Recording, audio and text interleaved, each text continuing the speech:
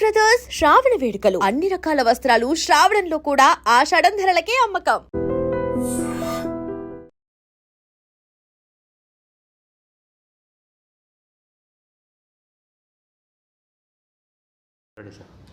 జై శ్రీరామ్.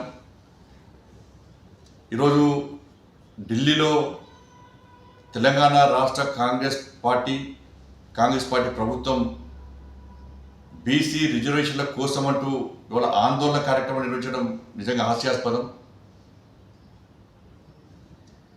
బీసీ రిజర్వేషన్లకు భారతీయ జనతా పార్టీ వ్యతిరేకం కాదు. ఈ దేశంలో బడుగు బలహీన వర్గాల కోసం, అగ్రవర్ణాల్లో పేదల కోసం కష్టపడి పరితపించే పార్టీ, వాళ్ళను ఆదరించే పార్టీ, వాళ్ళని అవ్వానించే పార్టీ, వాళ్ళని ఆదుకునే పార్టీ నరేంద్ర మోడీ గారి నేతృత్వంలోని ఎన్డీఏ ప్రభుత్వం, భారతీయ జనతా పార్టీ అనే విషయాన్ని కాంగ్రెస్ పార్టీ గుర్తుంచుకోవాలి. వాళ్ళ ఇప్పటికే 27% రిజర్వేషన్లు బీసీలకు కేంద్ర ప్రభుత్వం, నరేంద్ర మోడీ ప్రభుత్వం స్థానిక సంస్థల ఎన్నికలు ఇస్తున్నది. కేవలము కాంగ్రెస్ పార్టీ ప్రభుత్వం ఇచ్చేది 5% మాత్రమే. 10% రిజర్వేషన్లు ముస్లింలకు ఇస్తున్నారు.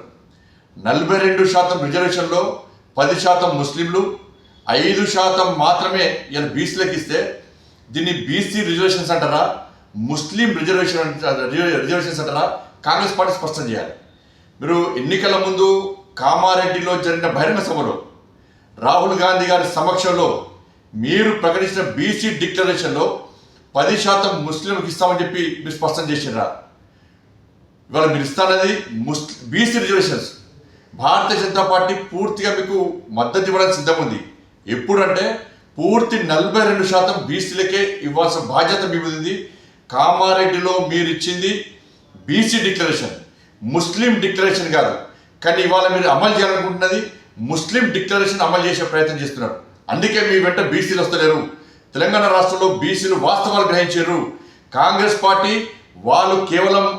వాళ్ళు ఉద్ధరించేది ముస్లింలు తప్ప మా బీసీల గురించి కాంగ్రెస్ పార్టీ పట్టించుకునే ప్రయత్నం చేస్తలేదని చెప్పి ఈరోజు బీసీలు గ్రహించారు. కాబట్టి కాంగ్రెస్ పార్టీ వెంట బీసీలు వస్తారన్న విషయాన్ని కాంగ్రెస్ పార్టీ ఇప్పటి కూడా గ్రహించకపోవడం నిజంగా మూర్ఖత్వం.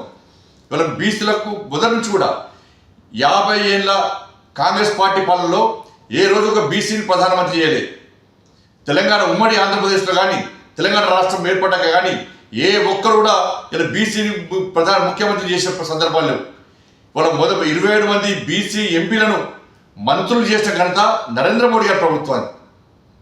వాళ్ళు అనేక మంది భారతీయ జనతా పార్టీ నాయకులకు, బీసీ నాయకులకు ఎంపీ టికెట్ ఇచ్చే ఘనత ఇలా భారతీయ జనతా పార్టీది. కాబట్టి కాంగ్రెస్ పార్టీ యొక్క ద్వంద్వ విధానాలను, ఈ మైనార్టీ సంతుష్టీకరణ విధానాలను వాళ్ళ తెలంగాణ సమాజం గ్రహిస్తున్నది, గుర్తిస్తున్నది. ఇవాళ మళ్ళీ మేము స్పష్టం చేస్తున్నాం, ముస్లిం రిజర్వేషన్లకు భారతీయ జనతా పార్టీ వ్యతిరేకం. బాబాసాహెబ్ అంబేద్కర్ రాజ్యాంగానికి విరుద్ధంగా మతపరమైన రిజర్వేషన్ కాంగ్రెస్ పార్టీ తీసుకొచ్చే ప్రయత్నం చేస్తే తప్పకుండా దీన్ని అడ్డుకొని తీరుతాం.